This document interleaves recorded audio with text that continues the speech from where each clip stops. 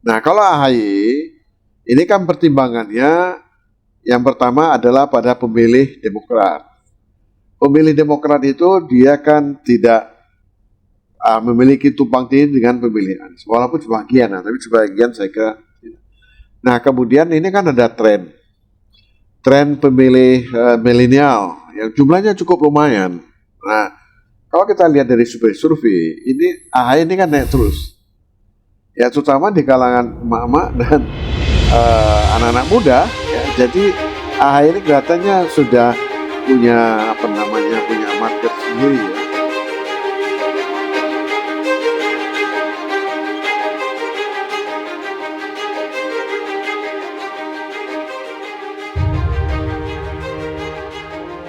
Pemirsa, Jurnal Politik TV, dimanapun Anda berada, berjumpa lagi dalam bincang spesial bersama Asosiat Profesor Dr. TB Masa Jafar. Bincang kita kali ini, kita akan coba telah karena perkembangan terkini setelah Nasional Demokrat atau Nasdem, satu parpol yang mengusung Anies Baswedan, berkoalisi dengan Demokrat dan PKS, kemudian orang atau publik bertanya-tanya, kira-kira siapa yang akan mendampingi Anies Baswedan sebagai bakal calon wakil presidennya. Setelah Anies berjumpa dengan AHY, dan berkunjung ke kantor DPP Partai Demokrat, publik pun menebak-nebak, wah ini kelihatannya Anies akan berpasangan dengan AHY. Tapi kemudian beberapa hari yang lalu, Anies juga bertemu dan berkunjung dengan PKS dalam satu kegiatan PKS, dan Anies juga mengisi materinya. Kemudian di forum itu disebut-sebut bahwa salah satu tokoh, sosok yang tidak asing, sosok yang cukup populer di PKS, yaitu Ahmad Heriawan, disebut-sebut juga siap untuk menjadi wakil presiden mendampingi Anies. Nah, kali ini kita akan coba melihat telaah akademis untung rugi atau berbagai kemungkinan-kemungkinan kalau misalnya diputuskan sekarang atau menunda-nunda dan seterusnya, itu kira-kira apa yang akan terjadi. Kita minta pendapat Prof. TB Masa Jafar. Dan TB, ini semakin menarik.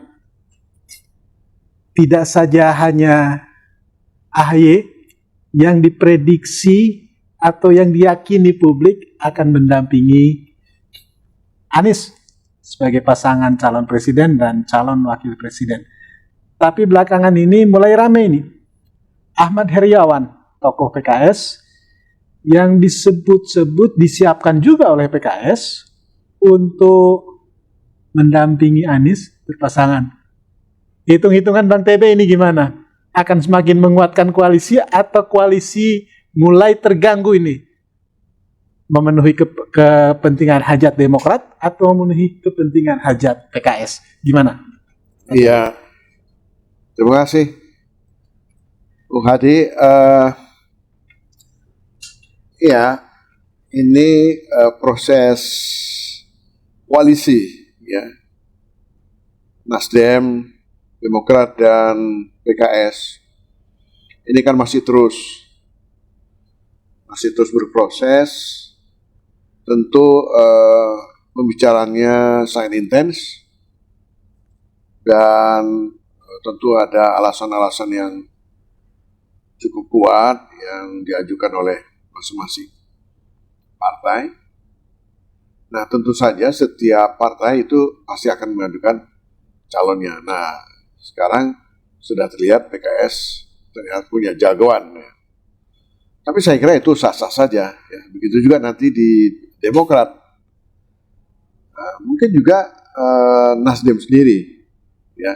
Nasdem kan tidak mengambil posisi presiden, tapi bisa juga dia juga akan ajukan untuk posisi wakil presiden.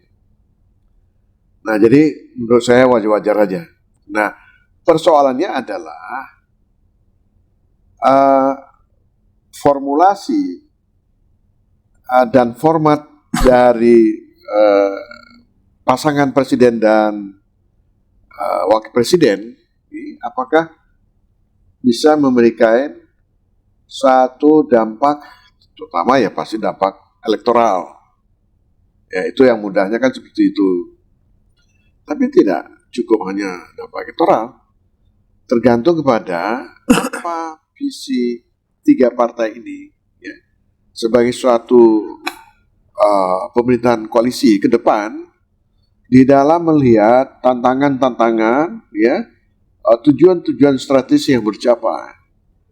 BTB, ini misalkan AHY yang akhirnya jadi mendampingi Anies, Ahmad Heriawan kemudian mutung, PKS nggak mau ikutan deh koalisi, atau sebaliknya dipilih Ahmad Heriawan, kemudian Demokrat mutung, nggak ikut lagi deh. Mungkin nggak itu terjadi? Kalau hitung-hitungan dari apa ya proses yang sudah terjadi selama ini? Ya, kalau bilang mungkin saja. Namanya politik ya. Jadi politik itu apa sih intinya kan kepentingan ya. Apakah koalisi ini bisa memenuhi kepentingan pihak-pihak yang berkoalisi? Tentu saja ya, tidak hanya cukup dilihat dari segi kepentingan, tetapi yang lebih penting tentu ada nilai-nilai strategis yang mau dicapai, itu jauh lebih penting. Nah, kalau soal posisi itu kan bisa tambah kurang ya. Tetapi saya kira di dalam tradisi berpolitik ya, di tanah air kita ini mestinya tidak selalu berkutat pada posisi. Ya, posisi itu memang penting. Ya, proses kontestasi kan ujungnya itu kan memang yang mudah dari posisi. Tetapi sebenarnya posisi itu bisa dikonversi ya. Kalau tidak dapat wapres, ya kan bisa porsi menterinya ditambah atau jabatan-jabatan strategis. Kalau hitung-hitungan elektoral, nah kalau itu hitungan elektoral, saya kira antara pemilih Anies dengan basis PKS itu kan tumpang tindihnya kan tinggi sekali, ceruknya sama. Ceruknya sama ya. Jadi kalau Ahmad Heriawan diajukan itu tidak akan menambah pada jumlah pemilih. Ya, nah, jadi itu menurut saya tidak memberikan dampak. Kalau AHY? Nah, kalau AHY ini kan pertimbangannya yang pertama adalah pada pemilih Demokrat. Pemilih Demokrat itu dia kan tidak memiliki tumpang tindih dengan pemilih Anies. Walaupun sebagian, tapi sebagian saya kira.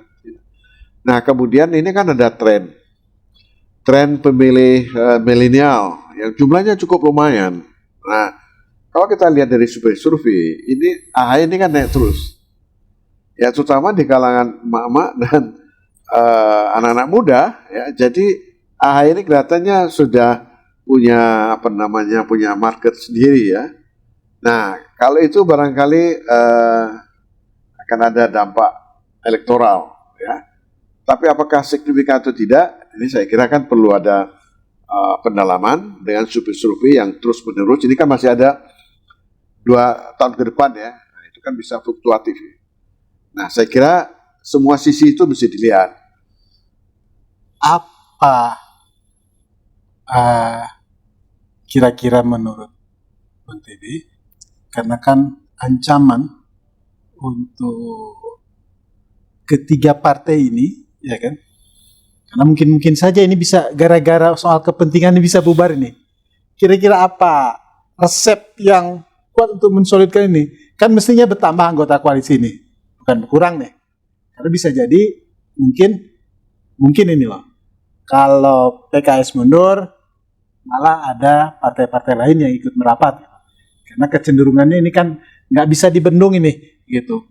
Sampai hari ini semua parpol masih ragu ini, karena menghitung, kalau saya menduga, ini menghitung sangat kuatnya Anies ini. Anies harus punya lawan yang cukup berat, gitu kan. Nah, resep menurut Bang TB supaya ketiga partai ini tetap bisa perahunya tidak bocor lah katakan, ya kan, langgang nih, berlayar, ya kan, gitu. Tidak terjebak pada tarik-menarik kepentingan tadi, kira-kira apa ya? Ya, ini kan udah jadi rahasia umum. Kerjasama atau pecah kongsi ya, pecah kongsi koalisi kita lihat itu kan lebih pada sosok pragmatisme. Itu kita bisa lihat itu ya, dari perjalanan pemerintahan. Walaupun kita bukan menganut sistem parlementer, di mana koalisi itu sebagai basis utamanya, tetapi kan selalu itu kan soal posisi itu kan selalu jadi pertimbangan gitu, mau reshuffle mau apa kan. Nah tentu saja itu yang saya katakan tadi, kalau partai-partai koalisi ini kemudian terjebak pada kepentingan pragmatis, ya, bukan tidak mungkin. Ya. Jadi apa yang mau dicapai itu akan buyar. Nah, oleh karenanya mereka ini harus betul-betul menyadari bahwa koalisi tiga partai ini adalah koalisi yang sangat ideal dilihat dari semua sisi. Itu yang pertama. Yang kedua, koalisi ini juga akan memunculkan satu kelompok oposisi. Nah, itu cukup bagus. Nah, mungkin nanti Pak Anies ini juga harus mempertimbangkan. Jadi tidak perlu itu semua kekuatan itu harus masuk. Nah, tetapi kalau terjebak pada pragmatisme, dan ini memang yang ditunggu untuk melemahkan koalisi. Karena kalau kita lihat dari reaksi terhadap terbentuknya koalisi tiga partai ini, kan responnya kan luar biasa itu. Isunya ini PKS digoda untuk dapat 2 menteri untuk keluar dari ini isu ya. Kira-kira kalau betul lah isu itu, ya kan, digoda 2 kursi menteri dikasih ke PKS dan diminta PKS untuk mundur. Kira-kira menurut Bang TB melihat dari gelagat karakter, ya kan, dari PKS, kira-kira PKS bakal terima apa enggak nih? Kalau itu benar. Ya bisa aja ya, namanya politik itu kan tidak ada yang mutlak. Tetapi kalau kita lihat dari konstelasi yang berkembang dengan 3 koalisi ini, sebenarnya yang banyak mengambil keuntungan itu justru PKS. Ya, terutama akan ada peningkatan jumlah pemilih, artinya kursi di parlemen ini akan naik gitu. Nah, saya pikir kursi di DPR itu jauh lebih bernilai ketimbang kursi menteri ya, ya. Yang hanya tinggal 2 tahun. Oh iya, ya, saya kira nilai tambahnya kan di situ. Jadi kalau menurut saya tidak mungkin. Tidak mungkin ya. Karena momentum politik yang sekarang ini, kalau ini jadi koalisi, saya kira ini adalah satu capaian bagi PKS ya, yang kemudian terus menanjak. Inilah saya kira puncaknya ya. Tidak ada momentum lain yang sebagus sekarang ini. Dan saya kira kok saya tidak yakin ya kalau PKS itu akan terjebak pada pragmatisme. Terlalu riskan. Jadi kalau hanya godaan menteri, kemudian bisa-bisa kursi parlemen juga bisa lewat. Kan coba kita analisis ya, apa yang menjadi suatu ketika PKS naik perolehan suaranya, kemudian menurun. Nah, situ ada peristiwa-peristiwa penting yang kemudian itu mencederai kepercayaan konstituennya. Katakanlah dulu pernah terjadi isu korupsi, itu kan mengalami penurunan. Karena apa? Karena basis PKS itu adalah kaum terpelajar ya, Muslim kota kelas menengah, yang itu mereka sangat rigid pada nilai-nilai itu. Nah, kalau partai ini mencari, dia akan dihukum oleh pemilihnya. Dan itu sudah terbukti gitu. Ya, Bang TB, ini kan lamanya atau alotnya tarik-menarik posisi calon wakil presiden ini membuat deklarasi itu akhirnya mundur-mundur. Kita baca di media, termasuk deklarasi yang direncanakan 10 November ini juga terancam batal ini. Masih harus menyusun lagi. Nah, ini kan ancaman juga buat koalisi 3 partai ini. Menurut Bang TB, ini peluang atau tantangan ke depan, karena kan pasti akan ada saja seperti Bang TB sampaikan tadi kan. Kira-kira posisi 3 partai ini kalau memperlama, ya kan, itu apakah akan semakin menguatkan atau justru dengan lamanya keputusan memutuskan siapa dan ini berefek pada kapan deklarasi ke publiknya. Nah, semakin lama itu kan justru peluang katakanlah lawan-lawan politik mereka akan semakin besar. Ini gimana menurut Bang Tebe? Ya justru itu yang diharapkan. Karena terus terang aja ya, lawan dari 3 koalisi ini memang berat bagi lawannya. Jadi PKS, Nasdem, dan Demokrat ini adalah satu koalisi yang banyak ya para pengamat juga mengatakan ini adalah koalisi yang sangat ideal dan sangat kuat. Dilihat juga dari jumlah perolehan kursi. Nah, saya agaknya sependapat dengan dengan beberapa pendapat yang berkembang ya. Nah, jadi mungkin tidak mudah juga ya dalam waktu cepat itu juga akan segera ada satu kesepakatan. Tetapi juga tidak bisa berlama-lama karena sangat riskan. Karena kekuatan lawan itu terus menggoda.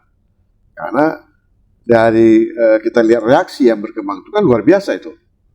Apalagi ditenggarai bahwa di sebelah sana itu didukung oleh oligarki yang sangat kuat sekali. Nah, jadi itu sangat berbahaya. Gitu. Nah, tergantung kembali lagi kepada ya 3 partai ini bagaimana mendefinisikan tentang jabatan wakil presiden itu, sehingga ada fleksibilitas, ya, ada pendekatan akomodatif untuk mencapai suatu kepentingan lebih besar. Jadi jangan sampai deadlock pada hal-hal yang sebenarnya dia bisa dikonversi kepada nilai lain yang jauh lebih strategis. Kalau misalnya tidak ketemu, ya di antara 3 inilah, wapresnya tidak bisa ketemu atau tidak bisa disepakati di dalam 3 partai sendiri, bisa juga mengambil wapres dari luar, tergantung yang pertama siapa yang akan dihadapi. Yang pertama. Yang kedua adalah apa nilai strategis yang mau dicapai, ya, untuk menghadapi tantangan pekerjaan besar ya bagi pemerintahan yang akan datang. Nah, jadi saya kira kalau politik itu pendekatannya rasional, saya kira fleksibilitas itu akan ada. Justru kalau harga mati itu yang barangkali justru akan mereka terperangkap dan ini akan merugikan mereka semua. Kalau dari karakteristik ketiga partai ini, kecenderungannya apakah kaku atau fleksibel seperti yang disampaikan Bang TB? Ya, kalau dari karakter yang terlihat selama inilah. Ya, saya kira ini mereka kan lebih mudah. Ya, kalau Nasdem saja yang berani mempelopori, itu kan dia nggak ngotot itu. Ya, walaupun memang tidak ada calon, tapi kan dia bisa cari calon dari luar. Tapi kan masih fleksibel. Nah, kebetulan Mas Anies itu yang diambil oleh Nasdem, kan begitu. Nah, selanjutnya terserah, kan begitu. Nah, begitu juga Demokrat. Walaupun Demokrat itu punya diperkirakan ya, punya kontribusi nanti pada peningkatan elektabilitas, terutama pada pemilih apa namanya anak-anak muda ya. Tetapi kan Mas Ahaye ini kan masih muda sekali. Dan barangkali untuk Mas Ahaye ini memang memerlukan jam terbang yang lebih panjang lagi untuk sampai pada posisi yang cukup tinggi itu. Mungkin pada saat ini barangkali itu bisa berlaku fleksibel gitu ya. Jadi kalaupun tidak, berarti kan nilai tukarnya kan bisa. Tapi kalau justru dipaksakan, karena masa usia ini kan panjang sekali nih sih. Saya kira juga nggak mungkin ngotot gitu. Ini menurut pikiran saya. Walaupun mungkin banyak publik yang kecewa nih, aduh sayang sekali Mas Ahaye ini gitu ya. Ya bisa aja. Bisa aja ya. Bisa aja, tapi saya tidak akan banyak pengaruh. Toh yang dilihat itu kan partai mana, ya samping figur, juga dilihat partai mana. Nah, untuk mengambil keputusan, kira-kira menurut Bang TB ini, apakah masih perlu juga kalau berkaitan dengan tingkat elektoral, apakah mesti juga menunggu hasil survei, simulasi pasangan Anies Ahaye atau Anies Aher? Ya, kalau Aher kan saya kira sudah jelas ya. Itu kan ceruk yang sama, jadi tidak banyak memberikan. Apa masih perlu disurvei lagi dulu ini, gitu? Sehingga menurut Anda perlu nggak? Kalau menurut saya tidak perlu ya. Itu sudah sangat jelas itu ya. Irisan atau tumpang tindih ceruk itu kan satu ceruk itu ya. Antara pemilih Anies dengan PS itu satu ceruk gitu ya. Jadi saya kira mungkin PKS dia akan membawa pada agenda lain ya, tidak pada cawapres. Cawapres itu hanya sebagai suatu untuk menunjukkan kepada publik bahwa partai itu punya kader. Saya kira nggak salah itu bagus juga ya. Tapi kemudian ingin bertahan dengan pengajuan calonnya, saya kira juga enggak. Gitu. Baik, Bang TB, ini yang terakhir. Apa saran Anda? Karena bisa jadi bincang-bincang kita ini ditonton oleh Mas Ahaye dan Kang Aher ini.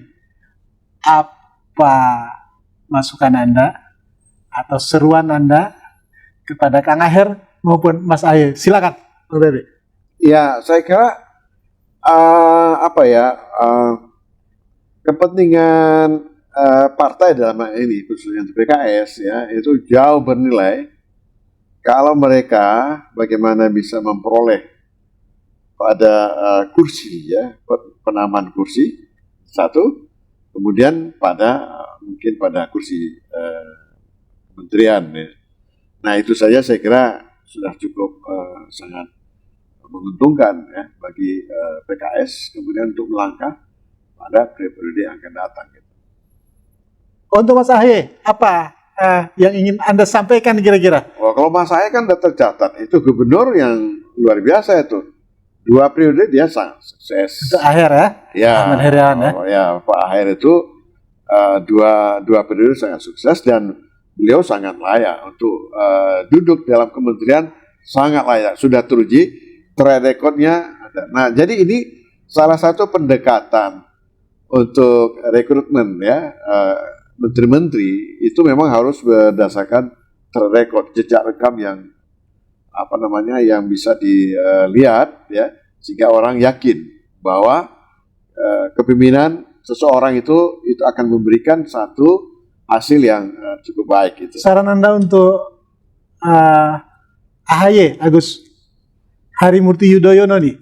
Ya, ini bukan saran ya, tetapi masukan lah. Ya masukan. Ini kan Mas Ahaye ini kan masih panjang loh.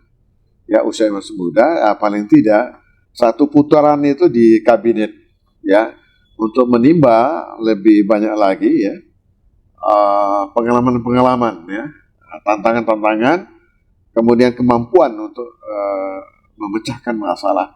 Nah biasanya ya kalau kita lihat di beberapa negara itu mulai gubernur naik menteri, ya berapa kali menteri baru wakil perdana menteri atau wakil presiden baru presiden. Pada umumnya yang saya lihat dan biasanya mereka itu lebih kuat ya karena pengalaman itu. Karena yang paling mahal itu pengalaman. Jadi kita jangan berjudi lagi, ya Anda pejabat publik, ya yang tidak punya jejak rekam yang cukup kuat, ya, lalu dipilih karena hanya emosional, ya itu sangat berbahaya sekali. Itu saya kira yang menjadi catatan itu. Oke, terima kasih Bang TB. Kita lihat perkembangan. Apakah akan bisa diselesaikan secara cepat dalam tempo yang singkat-singkatnya, secara seksama, sehingga publik bisa segera mendapatkan informasi yang utuh dari koalisi 3 parpol ini yang saat ini sedang memutuskan siapa yang akan mendampingi Anies, AHY atau Aher, Ahmad Heriawan, ya. Atau di luar itu. Atau di luar itu. Bisa saja muncul di luar itu, ya. Iya. Oke, kita tunggu perkembangannya. Pemirsa, kita nantikan bincang spesial dalam isu-isu menarik lainnya hanya di Jurnal Politik TV. Bila taufiq wal hidayah, wassalamualaikum warahmatullahi wabarakatuh. Sampai jumpa.